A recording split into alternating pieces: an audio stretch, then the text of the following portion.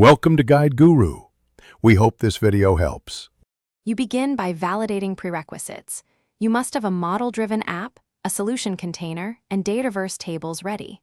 Once confirmed, create a JavaScript web resource file using a consistent namespace and attach functions to an object to avoid global collisions.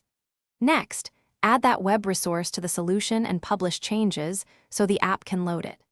Make sure to use descriptive names and version comments. These first steps let you reference functions from forms and command bar handlers without delay. Once the library is published, open the form editor and add the web resource under form libraries. Then register event handlers for onload, onsave, or onchange.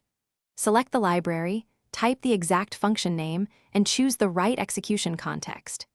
Use form context to access attributes and controls, and pass parameters through function signatures or custom attributes for reuse. Also attach handlers to command bar actions via the ribbon workbench or command designer, so your logic runs consistently across UI entry points. To finish, thoroughly test. Use console. Log, browser DevTools, and set breakpoints to validate form context paths and async calls. Disable caching and refresh the app to ensure the latest script loads. For production, bundle, or minify, increment the web resource version and republish the solution.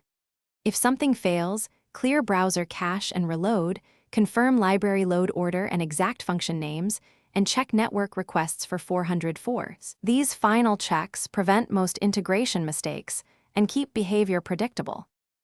Thanks for watching. Consider subscribing if we helped you today.